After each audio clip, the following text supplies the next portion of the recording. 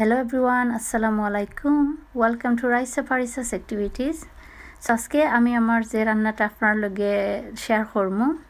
আপনারা হয়তো দেখেও বুঝতে পাররা এটা আমি ছোটো মাছ আর আম দিয়ে রান্নবো।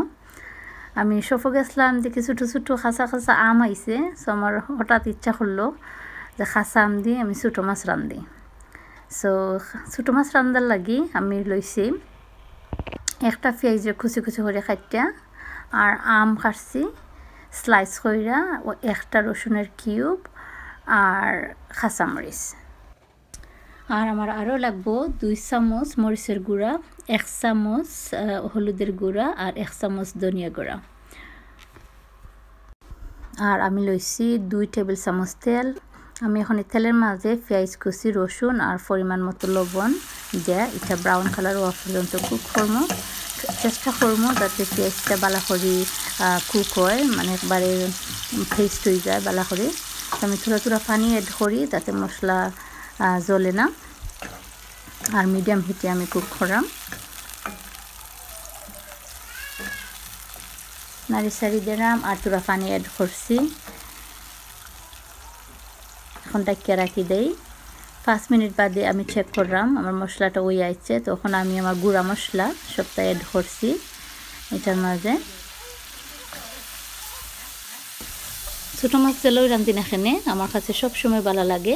আমি মাঝে মাঝে রান্ধি সাতখরা দিয়া আর কমলার বাকল দিয়া, বাট আজকে আমার ইচ্ছা করছে যে আমি কাঁচা আম দিই রান্ধা দেখি। আমরা সকলের রান্নার স্টাইল এক রকম। আমি আজকে আমার রান্নার স্টাইল দেখাইলাম, আপনারা হয়তো এটা ডিফারেন্টভাবেও রান্না পারবা।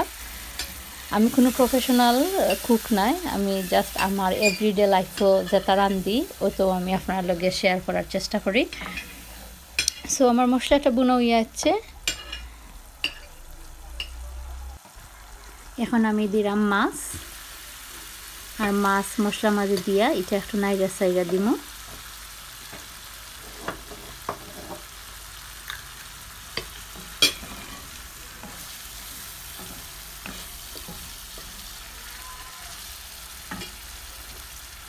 এখন আমি অ্যাড করব কাঁচা আমের স্লাইস আর কাঁচামরিচ। আমি কাঁচা আমের স্লাইস অ্যাড করে দিছি, কাঁচামরিচও দিলাইছি দিয়া এটা আমি নাইরা সাইরা 5 মিনিট আমি স্লো হিটে এটা কুক করব।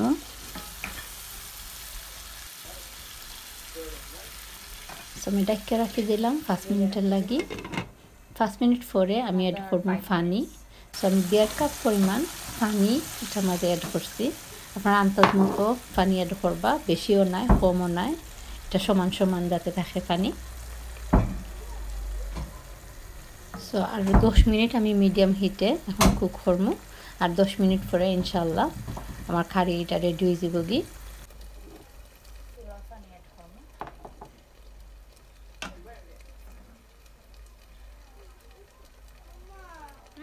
সো আমার কারি রেডি হয়ে গেছে আলহামদুলিল্লাহ, দেখতেও সুন্দর লাগে। আজকের মতো এখানেই শেষ। Thank you everyone, thank you for watching my video. আল্লাহ হাফেজ।